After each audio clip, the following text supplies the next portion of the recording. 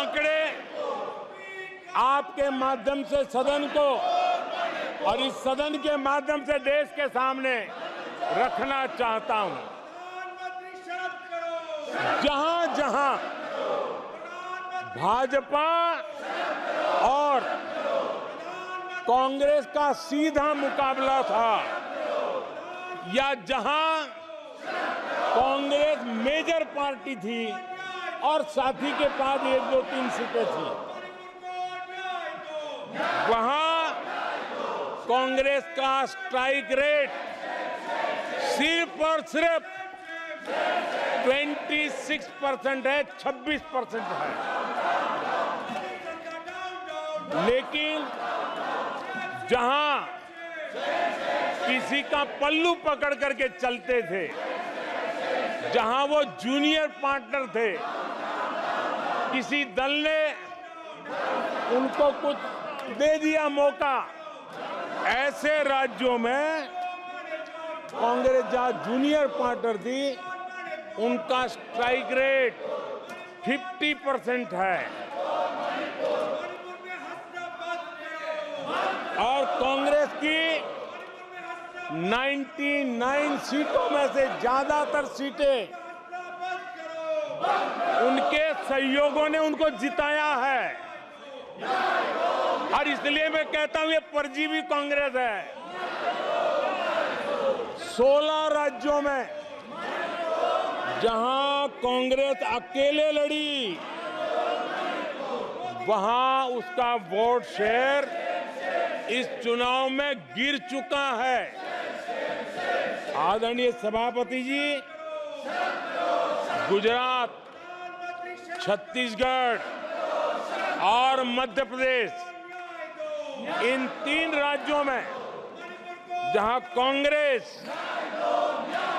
अपने दम पर लड़ी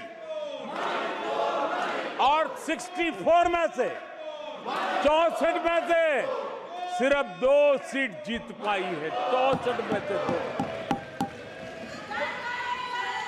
इसका साफ मतलब है कि इस चुनाव में कांग्रेस पूरी तरह परजीवी बन चुकी और अपने सहयोगी दलों के कंधे पर उन्होंने चढ़ करके ये सीटों का आंकड़ा बढ़ाया है। अगर कांग्रेस ने अपने सहयोगियों के जो वोट खाए हैं, वो अगर न खाए होते तो लोकसभा में उनके लिए इतनी सीटें जीत पाना भी बहुत मुश्किल था।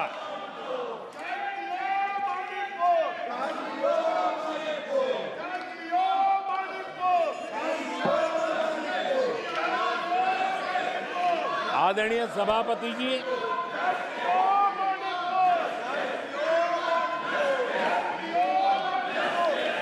ऐसे समय एक अवसर आया, देश ने विकास के रास्ते को चुना है, देश ने विकसित भारत के सपने को साकार करने का मन बना लिया है। तब भारत को एकजुट होकर समृद्धि का नया सफर तय करना है। ऐसे समय ये देश का दुर्भाग्य है कि हिंदुस्तान में 6 दशक तक राज करने वाली कांग्रेस पार्टी अराजकता फैलाने में जुटी हुई है। ये दक्षिण में जाकर उत्तर के लोगों के खिलाफ बोलते हैं, ये उत्तर में जाकर के पश्चिम के खिलाफ जहर उगलते हैं, पश्चिम के लोगों के खिलाफ बोलते हैं, महापुरुषों के खिलाफ बोलते हैं। इन्होंने भाषा के आधार पर बांटने की हर कोशिश की है। जिन नेताओं ने देश के हिस्से को भारत से अलग करने की वकालत की थी, उनको संसद की टिकट देने तक का दुर्भाग्य हमें देखना पड़ा, जो कांग्रेस पार्टी ने पाप किया।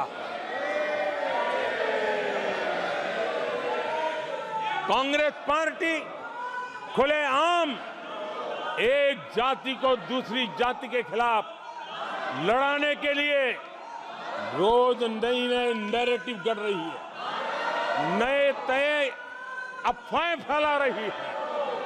आदरणीय सभापति जी,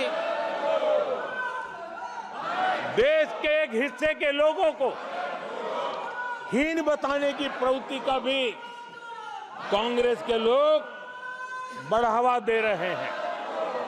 आदरणीय सभापति जी, कांग्रेस देश में आर्थिक अराजकता फैलाने की दिशा में भी सोची समझी चाल चल रही है। चुनाव के दौरान जो बातें की गई,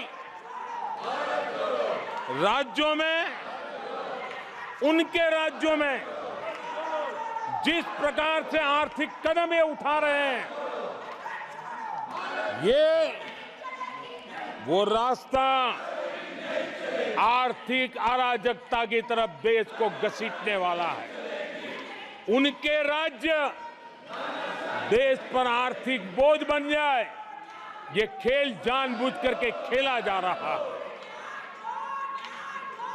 मंचों से साफ साफ घोषणा की गई, अगर इनके मन का परिणाम नहीं आया, 4 जून को देश में आग लगा दी जाएगी, लोग इकट्ठे होंगे, अराजकता फैलाएंगे। ये अधिकृत रूप से आह्वान किए गए, ये अराजकता फैलाना इनका मकसद है। भारत की लोकतांत्रिक प्रक्रिया को सवालों के घेरे में लाकर अराजकता फैलाने का प्रयास किया गया है। सीएए को लेकर जो अराजकता फैलाई गई, देश के लोगों में गुमराह करने का जो खेल खेला गया, पूरी इकोसिस्टम इस बात को बल देती रही ताकि उनके राजनीतिक मकसद पूरे हो। आदरणीय सभापति जी, देश को दंगों में झोंकने के भी कुत्सित प्रयास पूरे देश ने देखे हैं। आदरणीय सभापति जी,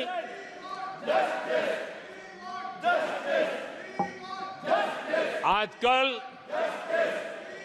सिंपैथी गेन करने का एक नई ड्रामेबाजी शुरू की गई है, नया खेल खेला जा रहा है। मैं एक किस्सा सुनाता हूं। एक बच्चा स्कूल से आया और जोर जोर से रोने लगा और उसकी मां भी डर गई, क्या हो गया, बहुत रोने लगा और फिर कहने लगा, मां मुझे आज स्कूल में मारा गया, आज स्कूल में मुझे उसने मारा, आज स्कूल में मुझे इसने मारा, और जोरों जोरों से रोने लगा। मां परेशान हो गई। उसने उसे पूछा कि बेटा बात क्या थी, लेकिन वो बता नहीं रहा था, बस रो रहा था, मुझे मारा मुझे मारा।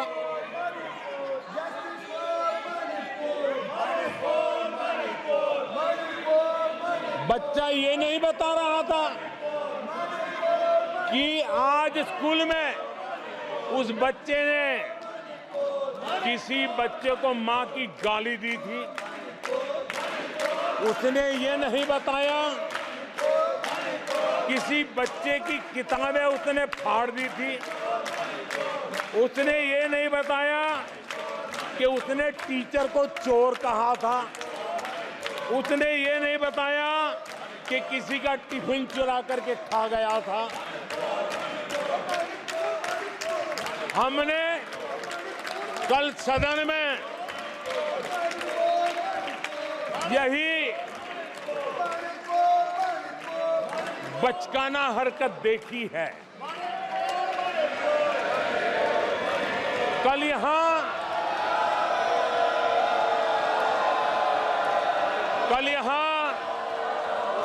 बालक बुद्धि का विलाप चल रहा था। मुझे मारा गया, मुझे इसने मारा, मुझे उसने मारा, मुझे यहां मारा, मुझे वहां मारा, ये चल रहा था। आदरणीय सभापति जी, सिंपैथी हासिल करने के लिए ये नया ड्रामा चलाया गया है। लेकिन देश ये सच्चाई जानते हैं कि ये हजारों करोड़ रुपए उसकी हेराफेरी के मामले में जमानत पर बाहर है।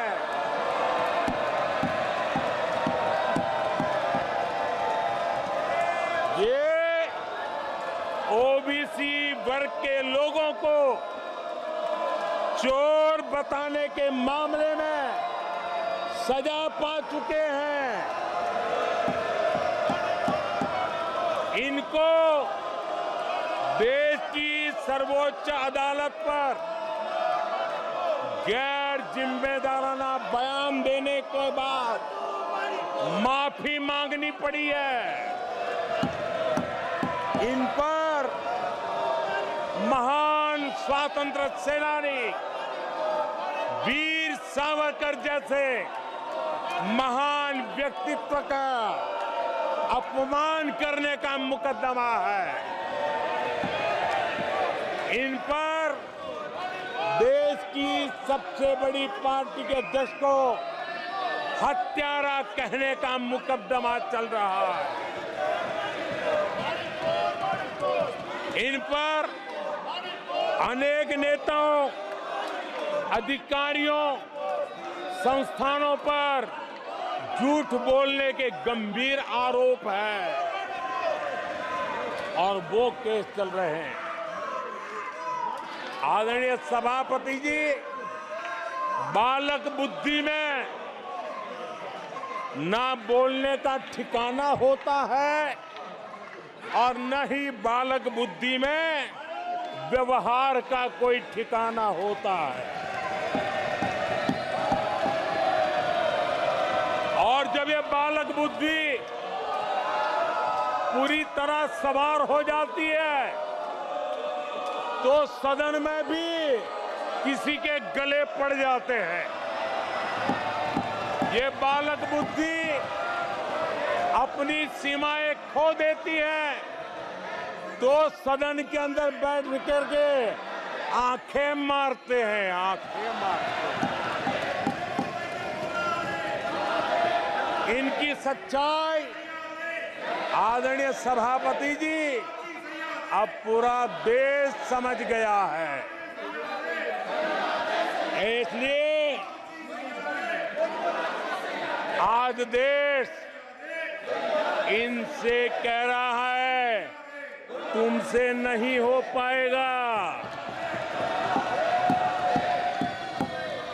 तुमसे ना हो पाएगा।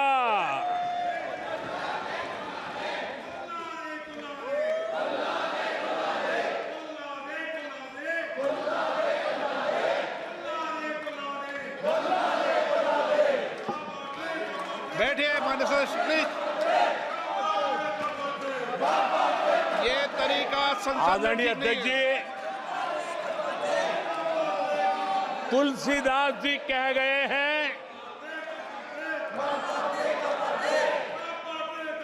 अखिलेश जी तुलसीदास जी कह गए हैं, जूठई लेना, जूठई देना, जूठई भोजन, जूठई चबेना।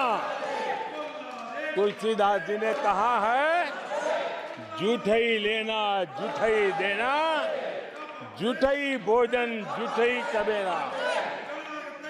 कांग्रेस ने झूठ को राजनीति का हथियार बनाया। कांग्रेस के मुंह झूठ लग गया है। जैसे वो आदमखोर एनिमल होता है ना, जिसको लहू मुंह पे लग जाता है, वैसे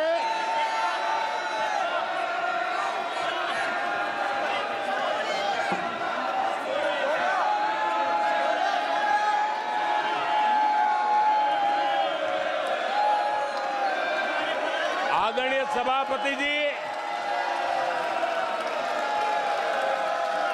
कांग्रेस के मुंह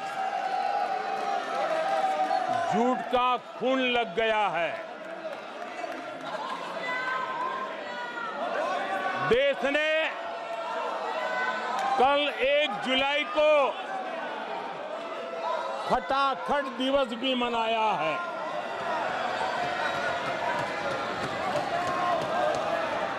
एक जुलाई को लोग अपने बैंक अकाउंट चेक कर रहे थे कि 8,500 रुपए आए कि नहीं आए। ये झूठ नैरेटिव का परिणाम देखिए। इसी चुनाव में कांग्रेस ने देशवासियों को गुमराह किया। माताओं बहनों को हर महीने 8,500 रुपये देने का झूठ। इन माताओं के बहनों के दिलों को जो चोट लगी है ना, वो श्राप बन करके ये कांग्रेस को तबाह करने वाली है। आदरणीय सभापति जी, ईवीएम को लेकर झूठ, संविधान को लेकर झूठ, आरक्षण को लेकर झूठ, उससे पहले राफेल को लेकर झूठ, HAL को लेकर के झूठ, LIC को लेकर के झूठ, बैंकों को लेकर झूठ, कर्मचारियों को भी भड़काने के प्रयास हुए। हौसला तो इतना बढ़ गया कि कल सदन को भी गुमराह करने का प्रयास हुआ। कल अग्निवीर को लेकर सदन में झूठ बोला गया। कल यहां भरपूर असत्य बोला गया कि MSP नहीं दिया जा रहा। अध्यक्ष जी, संविधान की गरिमा से खिलवाड़ ये सदन का दुर्भाग्य है। और अनेक बार लोकसभा में जीत करके आए लोग सदन की गरिमा के साथ खिलवाड़ करें, ये शोभा नहीं देता है। आदरणीय सभापति जी, जो दल 60 साल तक यहां बैठा है, जो सरकार के कामों को जानता है, जिसके पास अनुभवी नेताओं की श्रृंखला है, वे जब अराजकता के इस रास्ते पर चले जाएं, झूठ के रास्ते को चुन ले, तब देश गंभीर संकट की तरफ जा रहा है। इसका सबूत मिल रहा है। आदरणीय सभापति जी, सदन की गरिमा से खिलवाड़ ये हमारे संविधान निर्माताओं का अपमान है, इस देश के महापुरुषों का अपमान है, देश के लिए आजादी के लिए बलिदान देने वाले वीर सपूतों का अपमान है। और इसलिए आदरणीय सभापति जी, मैं जानता हूं आप बहुत सहृदयी हैं, आप उदार मन के मालिक हैं, आप संकट के समय भी हल्की फुल्की मीठी मुस्कान के साथ चीजों को झेल लेते हैं। लेकिन आदरणीय सभापति जी, अब जो हो रहा है, कल जो हुआ है, वो गंभीरता से लिए बिना संसदीय लोकतंत्र को हम रक्षित नहीं कर पाएंगे। आदरणीय सभापति जी, इन हरकतों को बालक बुद्धि कह करके, बालक बुद्धि मान करके हम नजरअंदाज नहीं करना चाहिए, कतई नजरअंदाज नहीं करना चाहिए। और मैं इसलिए कह रहा हूं कि इसके पीछे इरादे नेक नहीं है, इरादे गंभीर खतरे के हैं। और मैं देशवासियों को भी जगाना चाहता हूं। आदरणीय सभापति जी, इन लोगों का झूठ हमारे देश के नागरिकों की विवेक बुद्धि पर आशंका व्यक्त करता है। उनका झूठ देश के सामान्य विवेक बुद्धि पर एक तमाचा मारने की निर्लज्ज हरकत है। आदरणीय सभापति जी, ये हरकतें देश की महान परंपराओं पर तमाचा है। आदरणीय सभापति जी, इस सदन की गरिमा बचाने का बहुत बड़ी जिम्मेदारी आप पर है। सदन में शुरू हुई झूठ की परंपरा पर कठोर कार्रवाई करेंगे, ये देशवासियों की भी और इस सदन की भी अपेक्षा है। आदरणीय सभापति जी, कांग्रेस ने संविधान और आरक्षण पर भी हमेशा झूठ बोला है। आज मैं 140 करोड़ देशवासियों के सामने सच्चाई रखना चाहता हूं, बड़ी नम्रता पूर्वक रखना चाहता हूं। देशवासियों ने भी इस सत्य को जानना बहुत जरूरी है। आदरणीय सभापति जी, आपातकाल इमरजेंसी का 50वां वर्ष है। इमरजेंसी सिर पर सिर्फ सत्ता के लोभ के खातिर, तानाशाही मानसिकता के कारण देश पर थोपा गया तानाशाही शासन था। और कांग्रेस क्रूरता की सभी हदें पार कर चुकी है। उसने अपने ही देशवासियों पर क्रूरता का पंजा फैलाया था और देश के ताने बाने को छिन्न विच्छिन्न करने का पाप किया था। आदरणीय सभापति जी, सरकारों को गिराना, मीडिया को दबाना, हर कारनामे संविधान की भावना के खिलाफ, संविधान की धाराओं के खिलाफ, संविधान के एक एक शब्द के खिलाफ थे। ये वो लोग हैं जिन्होंने प्रारंभ से देश के दलितों के साथ, देश के पिछड़ों के साथ घोर अन्याय किया है।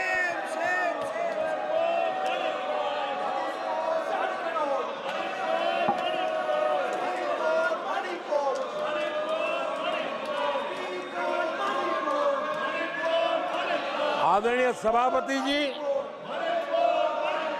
और इसी कारण से बाबा साहब आम्बेडकर ने कांग्रेस की दलित विरोधी, पिछड़े विरोधी मानसिकता के कारण नेहरू जी की कैबिनेट से इस्तीफा दिया था। उन्होंने पर्दाफाश किया था कि कैसे नेहरू जी ने दलितों, पिछड़ों के साथ अन्याय किया और बाबा साहब आम्बेडकर ने कैबिनेट से इस्तीफा देते समय जो कारण बताए थे, वो कारण इनके चरित्र को दर्शाते हैं। बाबा साहब आम्बेडकर जी ने कहा था, मैं सरकार द्वारा अनुसूचित जातियों की उपेक्षा पर अपने अंदर उत्पन्न आक्रोश को रोक नहीं सका। ये बाबा साहब आम्बेडकर के शब्द हैं।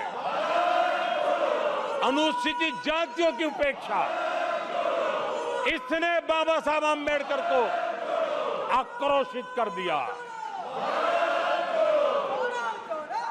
बाबा साहब के सीधे हमले के बाद नेहरू जी ने बाबा साहब आम्बेडकर का राजनीतिक जीवन खत्म करने के लिए पूरी ताकत लगा दी। आदरणीय सभापति जी, पहले षड्यंत्र पूर्वक बाबा साहब आम्बेडकर को चुनाव में हरवाया गया। आदरणीय सभापति जी, हराया इतना ही नहीं, उन्होंने बाबा साहब आम्बेडकर के इस पराजय की, उसका जश्न मनाया, खुशी मनाई और खुशी उन्होंने व्यक्त की। आदरणीय सभापति जी, एक पत्र में ये लिखित है इस खुशी का। आदरणीय सभापति जी, बाबा साहब की तरह ही दलित नेता बाबू जगजीवन राम जी को भी उनका हक नहीं दिया गया। इमरजेंसी के बाद जगजीवन राम जी का पीएम बनने की संभावना थी। इंदिरा गांधी जी ने पक्का किया कि जगजीवन राम जी किसी भी हालत में पीएम न बने, और एक किताब में लिखा गया है कि किसी भी कीमत पर जगजीवन राम प्रधानमंत्री नहीं बनने चाहिए। अगर बन गए तो वो हटेंगे नहीं जिंदगी पर। ये इंदिरा जी गांधी का कोट उस किताब में है। कांग्रेस ने चौधरी चरण सिंह जी के साथ भी यही व्यवहार किया, उनको भी नहीं छोड़ा था। पिछड़ों के नेता, कांग्रेस पार्टी के अध्यक्ष बिहार के सपूत सीताराम केसरी के साथ भी अपमानित व्यवहार करने का पाप इसी कांग्रेस ने किया।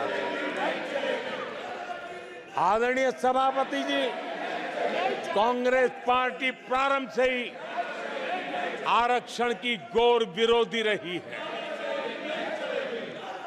नेहरू जी ने तो मुख्यमंत्रियों को चिट्ठी लिख करके साफ साफ शब्दों में आरक्षण का विरोध किया था। कांग्रेस के एक प्रधानमंत्री श्रीमती इंदिरा गांधी जी ने मंडल कमीशन का रिपोर्ट ठंडे बक्से में सालों तक दबाए रखा था। आदरणीय सभापति जी, कांग्रेस पार्टी के तीसरे प्रधानमंत्री श्रीमान राजीव गांधी, और जब विपक्ष में थे उनका सबसे लंबा भाषण आरक्षण के खिलाफ था। वो आज भी संसद के रिकॉर्ड में उपलब्ध है। और इसलिए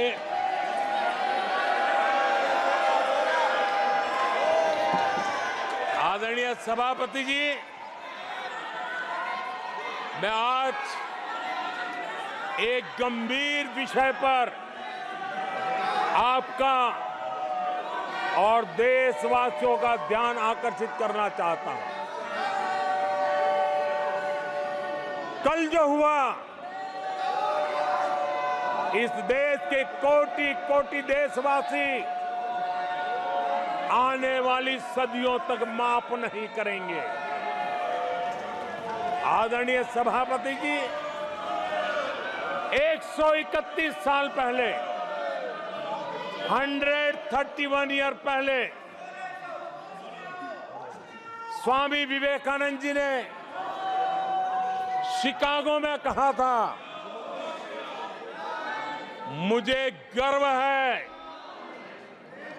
कि मैं उस धर्म से आता हूं जिसने पूरी दुनिया को सहिष्णुता और वैश्विक स्वीकृति सिखाई है।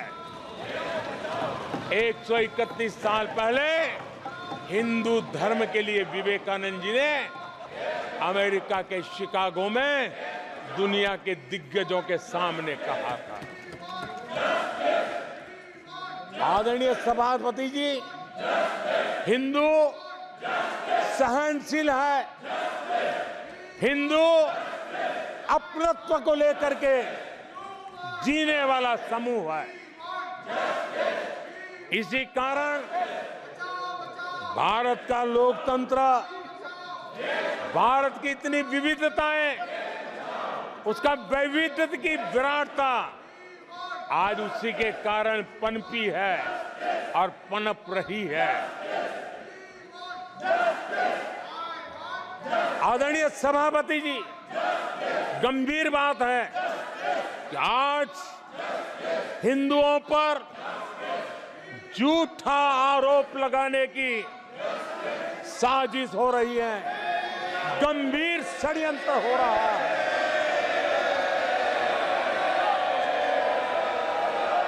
आदरणीय सभापति जी,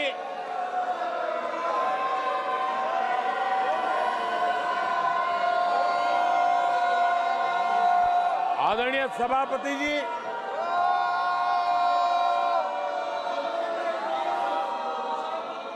ये कहा गया हिंदू हिंसक होते हैं? ये है आपके संस्कार, ये है आपका चरित्र, ये है आपकी सोच, ये है आपकी नफरत इस देश के हिंदुओं के साथ। ये करने में आदरणीय सभापति जी, ये देश शताब्दियों तक इसे भूलने वाला नहीं है।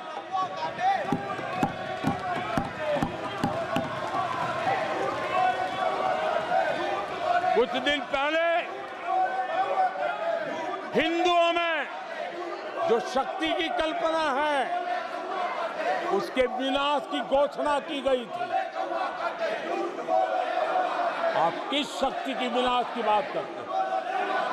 ये देश सदियों से शक्ति का उपासक है। ये मेरा बंगाल मां दुर्गा की पूजा करता है, शक्ति की उपासना करता है। ये बंगाल मां काली की उपासना करता है, समर्पित भाव से करता है।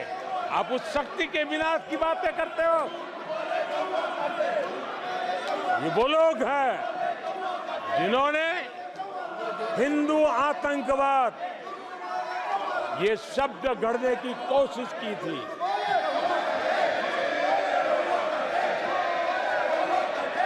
इनके साथी हिंदू धर्म को उसकी तुलना डेंगू, मलेरिया ऐसे शब्दों से करें और ये लोग तालियां बजाएं, ये देश कभी माफ नहीं करेगा। आदरणीय सभापति जी, एक सोची समझी रणनीति के तहत इनका पूरा इकोसिस्टम, हिंदू परंपरा, हिंदू समाज, इस देश की संस्कृति, देश की विरासत, इसको नीचा दिखाना, उसे गाली देना, उसे अपमानित करना, हिंदुओं का मजाक उड़ाना, इसे फैशन बना दिया है और उसको संरक्षण देने का काम अपने राजनीतिक स्वार्थ के लिए ऐसे तत्व कर रहे हैं। आदरणीय सभापति जी,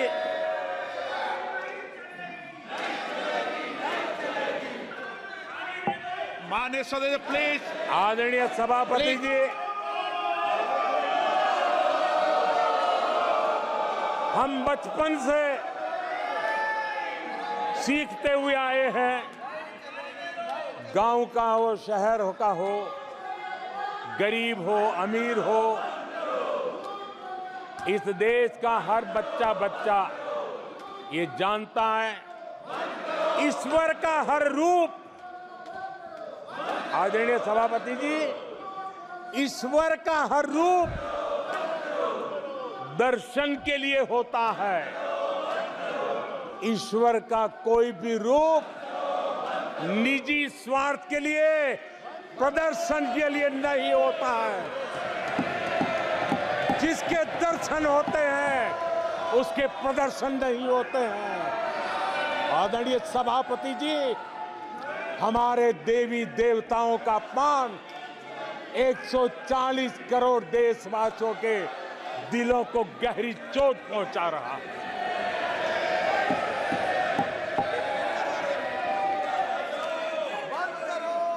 निजी राजनीतिक स्वार्थ के लिए ईश्वर के रूपों का इस प्रकार से खेल, आदरणीय सभापति जी, ये देश कैसे माफ कर सकता है? आदरणीय सभापति जी, सदन के कल के दृश्यों को देख करके अब हिंदू समाज को भी सोचना होगा, क्या ये अपमानजनक बयान संयोग है या कोई प्रयोग की तैयारी है?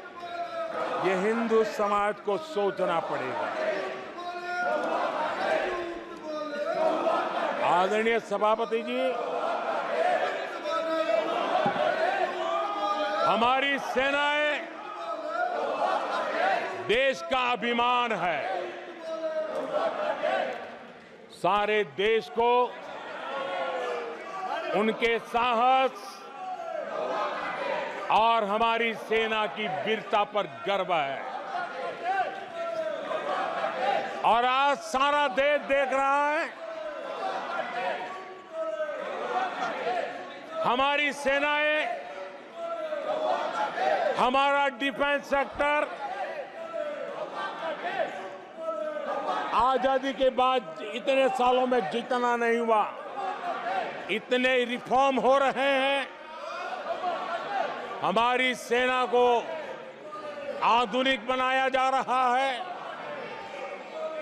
हर चुनौती को हमारी सेना मुंह तोड़ जवाब दे सके, इसलिए युद्ध के सामर्थ्य वाली सेना बनाने के लिए हम भरपूर प्रयास कर रहे हैं, रिफॉर्म कर रहे हैं, कदम उठा रहे हैं, देश की सुरक्षा का मकसद लेकर के।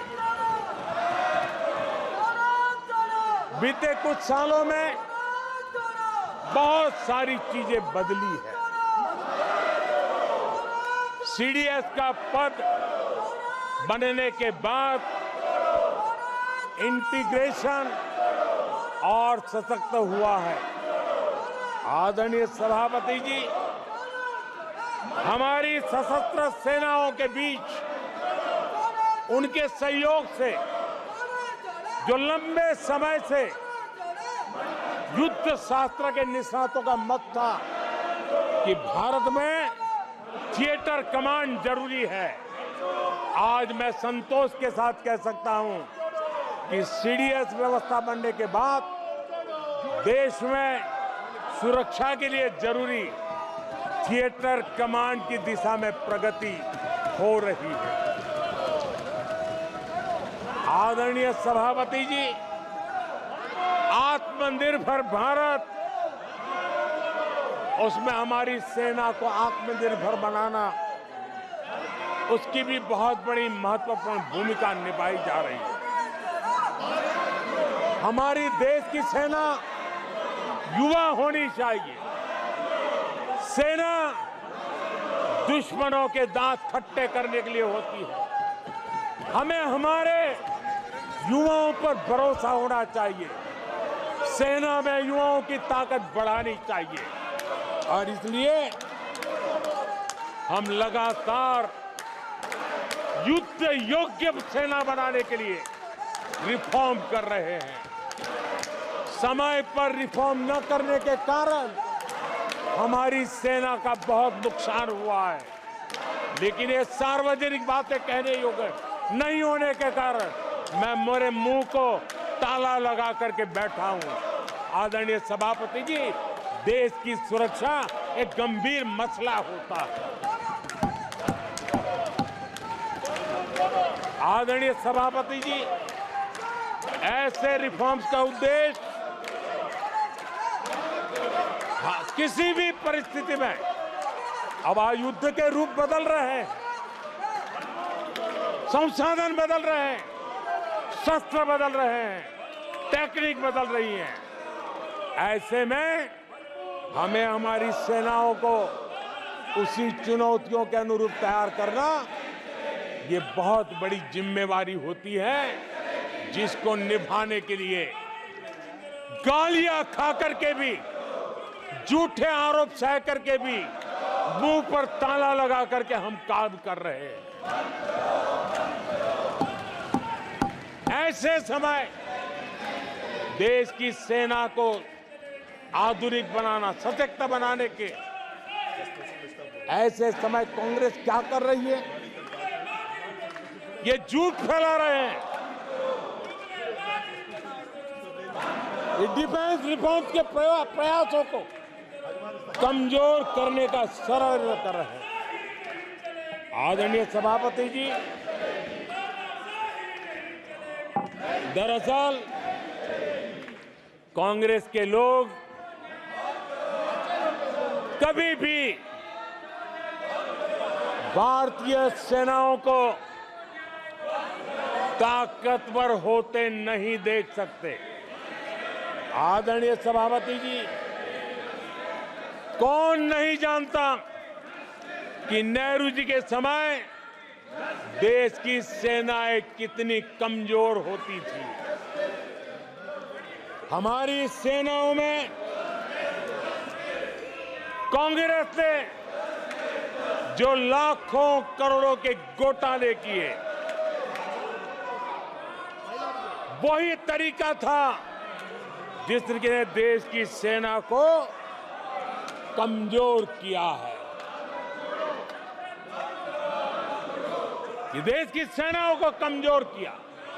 जल हो, थल हो, नभ हो, सेना की हर आवश्यकता में इन्होंने देश आजाद हुआ तब से भ्रष्टाचार की परंपरा बनाई। जीप घोटाला हो, पनडुब्बी घोटाला हो, बोफोर्स घोटाला हो, इन सारे घोटालों ने देश की सेना की ताकत को बढ़ने से रोका है। वो भी एक वक्त था आदरणीय सभापति जी, कांग्रेस के जमाने में हमारी सेनाओं के पास बुलेट प्रूफ जैकेट भी नहीं हुआ करते थे।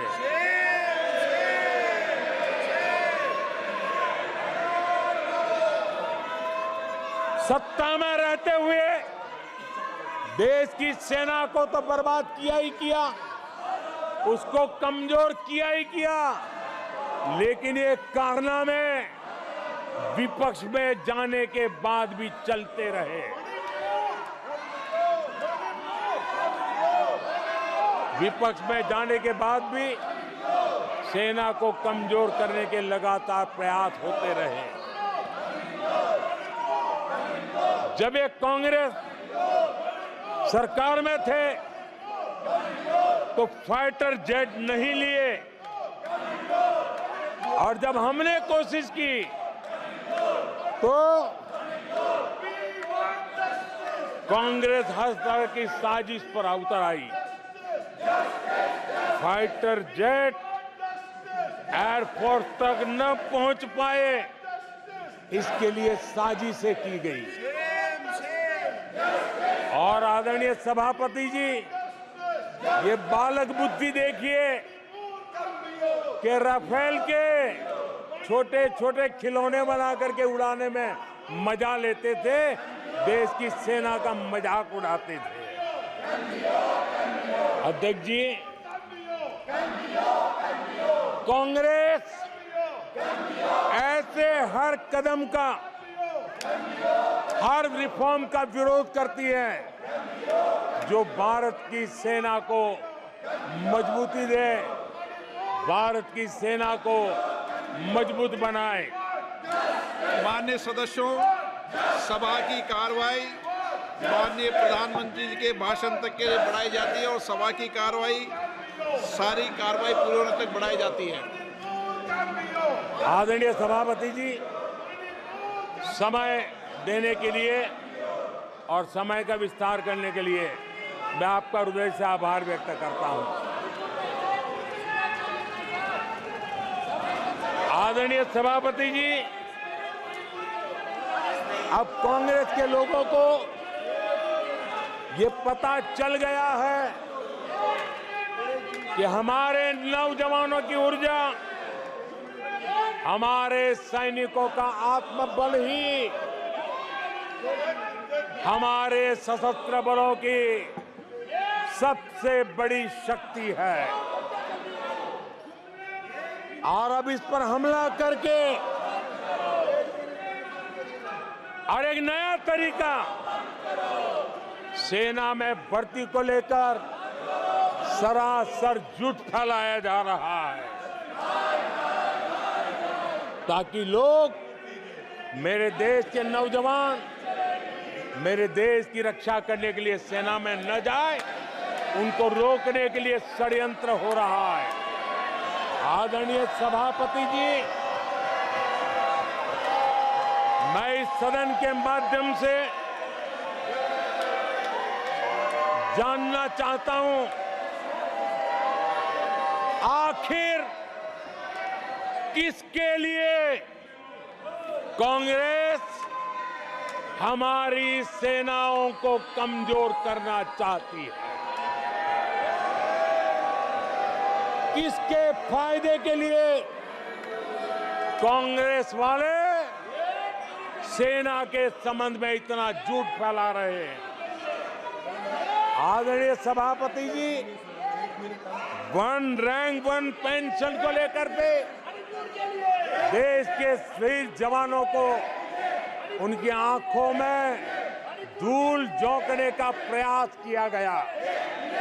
आदरणीय सभापति जी, हमारे देश में श्रीमती इंदिरा गांधी जी ने वन रैंक वन पेंशन की व्यवस्था को खत्म किया था। दशकों तक कांग्रेस ने वन रैंक वन पेंशन को लागू नहीं होने दिया और चुनाव जब आए तो 500 करोड़ रुपया दिखाकर निवृत्त सेना नायकों को मूर्ख बनाने की कोशिशें भी की गई, लेकिन उनका इरादा था हो सके उतना वन रैंक वन पेंशन को टालते रहना। एनडीए सरकार ने वन रैंक वन पेंशन लागू की और आदरणीय सभापति जी, भारत के पास संसाधन कितने ही सीमित क्यों न हो, लेकिन उसके बावजूद भी, कोरोना की कठिन लड़ाई के बावजूद भी 1,20,000 करोड़ रुपए हमारे पूर्व सैनिकों को वन रैंक वन पेंशन के रूप में दिए गए। प्लीज, नो, ये तरीका ठीक नहीं है। नो, ये गलत तरीका। प्लीज, माननीय सदस्य, ये तरीका ठीक नहीं है। आप संसदीय परंपराओं का पालन करें। आदरणीय सभापति जी, आदरणीय राष्ट्रपति महोदय ने अपने उद्घोषण में पेपर लीक पर भी चिंता जताई है। मैं भी देश के हर विद्यार्थी को, देश के हर नौजवानों को कहूंगा कि सरकार ऐसी घटनाओं को रोकने के लिए अत्यंत गंभीर है और युद्ध स्तर पर हम अपनी जिम्मेवारियों को पूरा करने के लिए एक के बाद एक कदम उठा रहे हैं। युवाओं के भविष्य के साथ खिलवाड़ करने वालों को कतई छोड़ा नहीं जाएगा। नीट के मामले में पूरे देश में लगातार गिरफ्तारियां की जा रही है। केंद्र सरकार पहले ही एक कड़ा कानून बना चुकी है। परीक्षा कराने वाले पूरे सिस्टम को पुख्ता करने के लिए जरूरी कदम उठाए जा रहे हैं। आदरणीय सभापति जी, एनडीए सरकार ने बीते 10 वर्षों में विकास को अपना सबसे बड़ा संकल्प बनाया है। आज हमारे सामने भारत को दुनिया की तीसरी सबसे बड़ी इकोनॉमी बनाने का संकल्प है। आज हमारे सामने आजादी के इतने सालों के बाद पीने का शुद्ध पानी पहुंचाने के लिए, हर जल पहुंचाने का हमारा संकल्प है। आदरणीय सभापति जी, हर गरीब को आवाज देना, ये हमारा संकल्प है। आदरणीय सभापति जी, भारत की विश्व में जैसे जैसे ताकत उभर रही है, हमारी सेनाओं को भी आत्मनिर्भर बनाने का हमारा दृढ़ संकल्प है।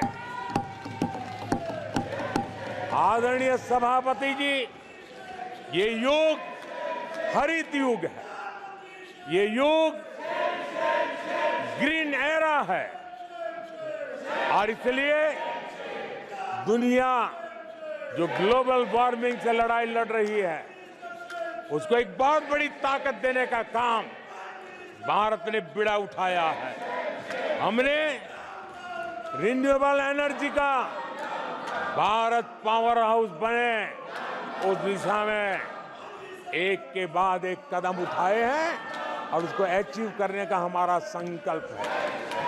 आदरणीय सभापति जी, भविष्य ग्रीन हाइड्रोजन से जुड़ा है, ई व्हीकल से जुड़ा हुआ है।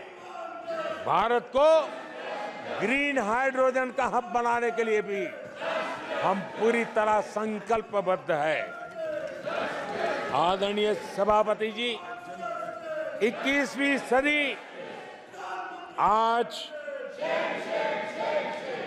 भारत 21वीं सदी को भारत की सदी बनाने के लिए जिन संकल्पों को लेकर के हम चले हैं उसमें इंफ्रास्ट्रक्चर की भी बहुत बड़ी भूमिका है।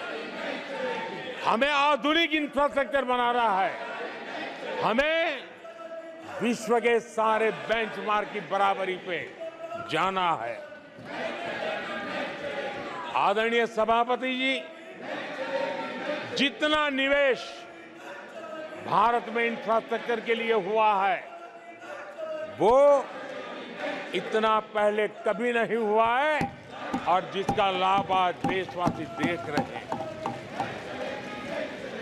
देश में बहुत बड़े पैमाने पर रोजगार और स्वरोजगार के अवसर बन रहे हैं। उसको विस्तार हो, उसको एक नए रूप रंग मिले, आधुनिक भारत की आवश्यकताओं के अनुसार स्किल डेवलपमेंट हो और उसके आधार पर इंडस्ट्री 4.0 में भी भारत लीडर के रूप में उभरे और हमारे नौजवानों का भविष्य भी संवरे, उस दिशा में हम काम कर रहे हैं।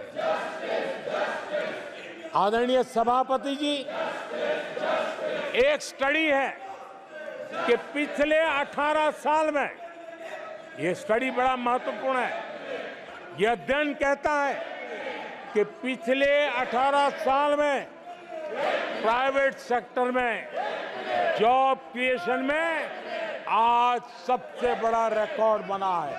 18 साल में सबसे बड़ा रिकॉर्ड बना है।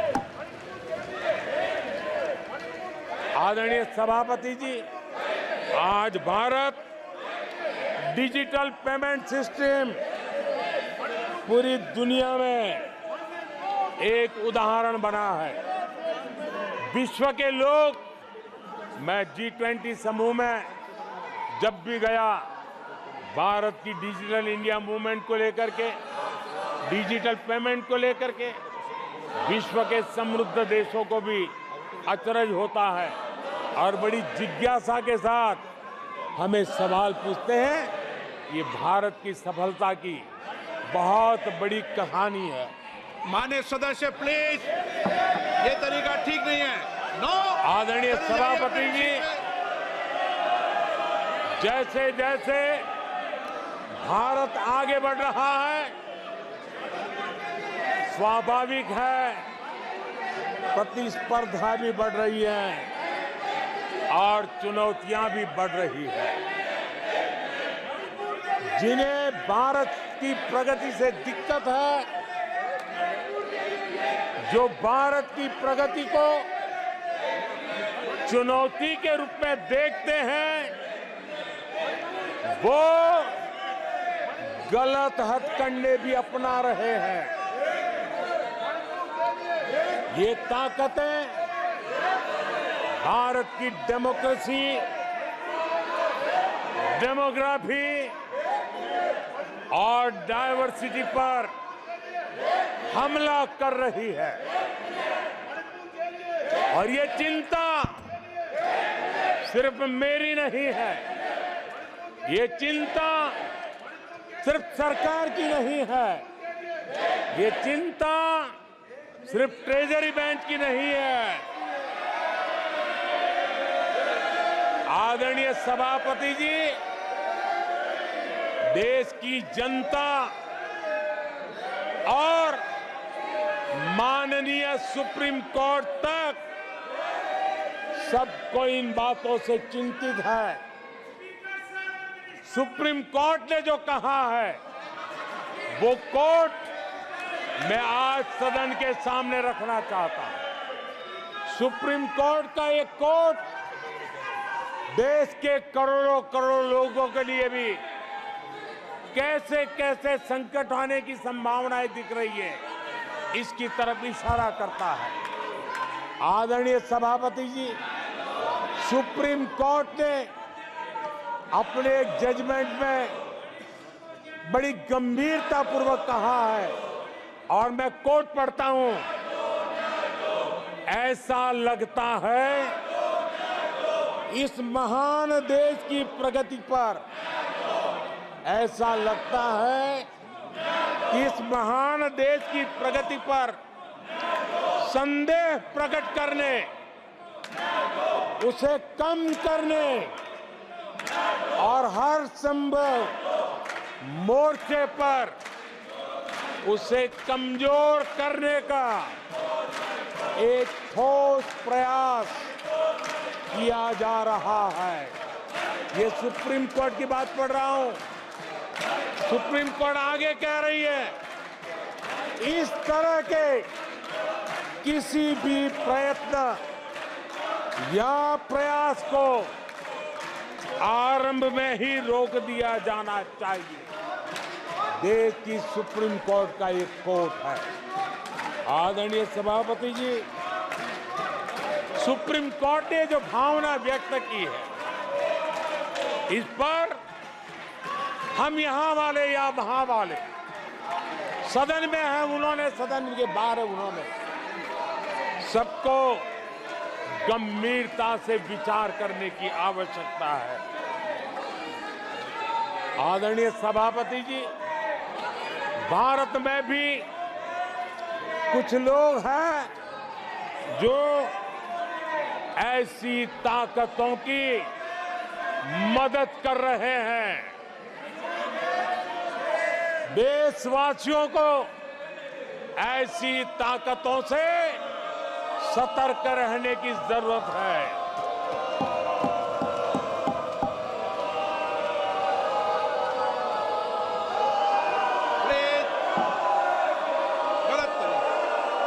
आदरणीय सभापति जी,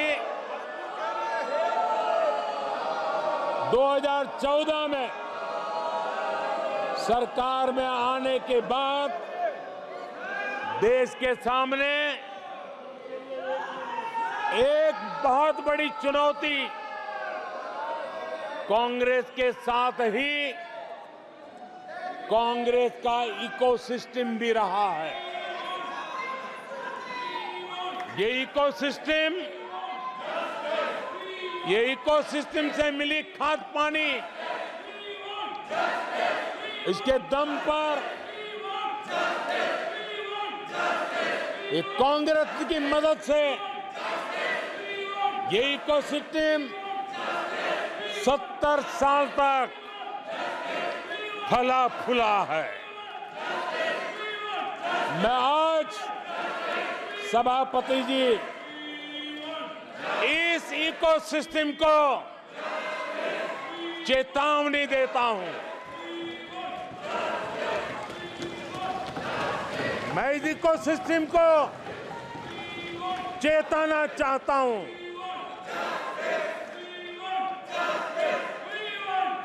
इकोसिस्टम की जो हरकतें हैं, जिस तरह इकोसिस्टम ने ठान लिया है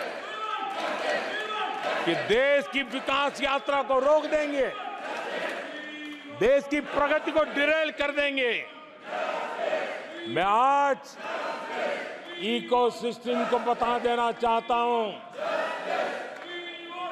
उसकी हर साजिश का जवाब अब उसी की भाषा में मिलेगा।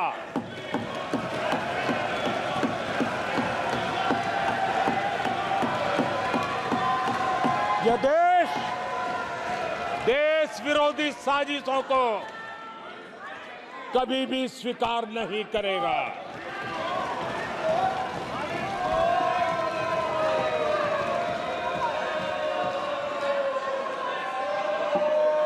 आदरणीय सभापति जी, ये ऐसा कालखंड है जब दुनिया भारत की प्रगति को बहुत गंभीरता से ले रही है, हर बारीकी को नोटिस कर रही है। आदरणीय सभापति जी, अब चुनाव हो चुके हैं। 140 करोड़ देशवासियों ने 5 साल के लिए अपना निर्णय जनादेश दे दिया है।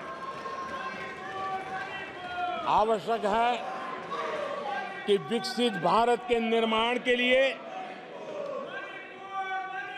इस संकल्प को सिद्धि में बदलने के लिए इस सदन के सभी माननीय सदस्यों का योगदान होना चाहिए।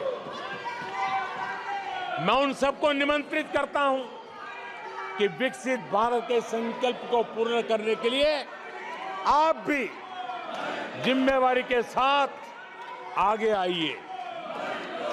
देश हित के विषय पर हम साथ चले, मिलकर के चलें और देशवासियों की आशा आकांक्षाओं को पूरा करने में हम कोई कमी न रहने दें। आदरणीय सभापति जी, पॉजिटिव राजनीति भारत के इस कालखंड में बहुत आवश्यक है और मैं हमारे साथी पक्षों को भी कहना चाहूंगा, इंडी गठबंधन के पक्ष के लोगों को कहना चाहूंगा कि आप आइए मैदान में, गुड गवर्नेंस पर स्पर्धा करें। जहां जहां आपकी सरकारें हैं वो एनडीए की सरकारों के साथ गुड गवर्नेंस पर स्पर्धा करें, डिलीवरी में स्पर्धा करें, लोगों की आकांक्षा पूरी करने पर स्पर्धा करें। देश का भला होगा, आपका भी भला होगा। आदरणीय सभापति जी,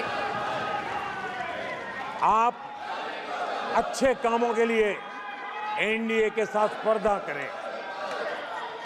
आप रिफॉर्म्स के मामले में हिम्मत करें। जहां जहां आपकी सरकारें हैं वो रिफॉर्म से कदम बढ़ाएं और वो विदेशी निवेश को आकर्षित करें। अपने अपने राज्यों में विदेशी निवेश ज्यादा आए, इसके लिए प्रयास करें।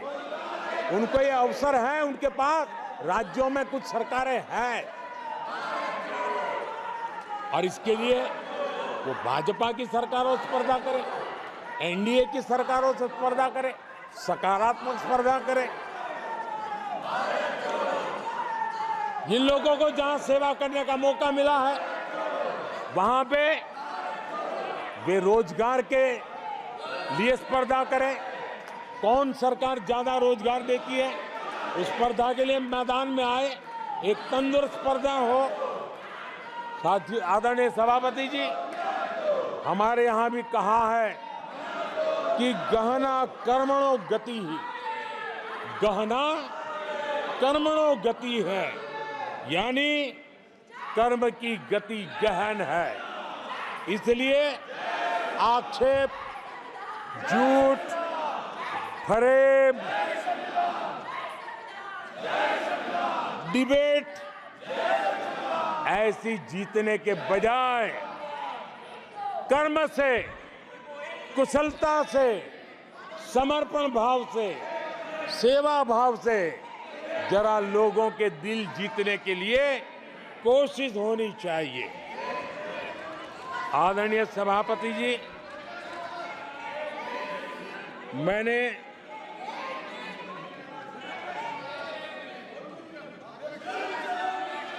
आदरणीय सभापति जी, इस समय चर्चा के बीच अभी मुझे एक दुखद खबर भी दी गई है।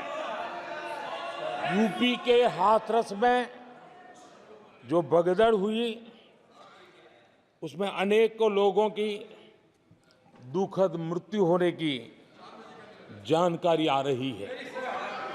जिन लोगों की इस हादसे में जान गई है, मैं उनके प्रति अपनी संवेदना व्यक्त करता हूं। मैं सभी घायलों के जल्द से जल्द ठीक होने की कामना करता हूं। राज्य सरकार की देखरेख में प्रशासन राहत और बचाव कार्य में जुटा हुआ है। केंद्र सरकार के वरिष्ठ उत्तर प्रदेश सरकार के लगातार संपर्क में है। मैं इस सदन के माध्यम से सभी को यह भरोसा देता हूं कि पीड़ितों की हर तरह से मदद की जाएगी। आदरणीय सभापति जी, आज एक लंबी चर्चा, और आपने देखा है मैं पहली बार लोकसभा में प्रधानमंत्री के रूप में यहाँ सेवा के लिए आप लोगों ने अवसर दिया, तब भी मुझे ऐसा ही मुकाबला करना पड़ा था। 2019 में भी मुझे ऐसा ही मुकाबला करना पड़ा। मुझे राज्यसभा में भी ऐसा ही मुकाबला करना पड़ा, और इसलिए अब तो ये भी बड़ा मजबूत हो गया है। मेरा हौसला भी मजबूत है, मेरी आवाज भी मजबूत है, और मेरे संकल्प भी मजबूत है। आदरणीय सभापति जी, ये कितनी ही संख्या का दावा क्यों न करते हो, 2014 में जब हम आए राज्यसभा में हमारी ताकत बहुत कम थी, और चेयर का भी जरा झुकाव दूसरी तरफ था, लेकिन सीना तान करके देश की सेवा करने के संकल्प से हम डिगे नहीं। मैं देशवासियों को कहना चाहता हूं, आपने जो फैसला सुनाया है, आपने हमें सेवा करने का जो आदेश दिया है, ऐसी किसी रुकावटों से न मोदी डरने वाला है, न ये सरकार डरने वाली है। जिन संकल्पों को लेकर के हम चले हैं, उन संकल्पों को पूरा करके रहेंगे। आदरणीय सभापति जी, जो नए सांसद चुन के आए हैं, उनको मैं विशेष रूप से शुभकामनाएं देता हूं। आदरणीय सभापति जी, मैं मानता हूं कि बहुत कुछ सीखेंगे, समझेंगे, और देश की लोगों की नजरों से गिरते हुए बचने का प्रयास भी करेंगे। इसलिए मैं उनको भी परमात्मा कुछ सद्बुद्धि दे, मैं बालक बुद्धि को भी सद्बुद्धि दे, इस अपेक्षा के साथ आदरणीय राष्ट्रपति महोदया का जो उद्बोधन है, उसके प्रति हृदय से आभार व्यक्त करता हूं।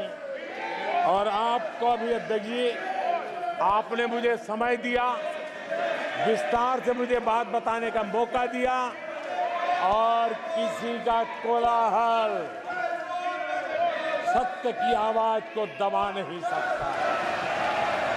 सत्य ऐसे प्रयासों के भी दबता नहीं है, और झूठ को कोई जड़ें नहीं होती है।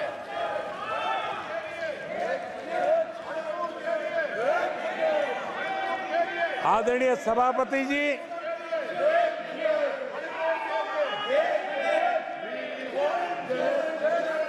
जिन लोगों का अवसर नहीं दिया, वो उनकी पार्टी की जिम्मेवारी है, वो आगे से अपने सांसदों का ध्यान रखेंगे, ये मैं अपेक्षा करता हूं। आदरणीय सभापति जी, मैं इस सदन का भी धन्यवाद करते हुए, मुझे बहुत आनंद आया, आज बहुत आनंद आया। सत्य की ताकत क्या होती है, वो आज मैंने जी करके देखा है। सत्य का सामर्थ्य क्या होता है, उसको मैंने आज उसका साक्षात्कार किया।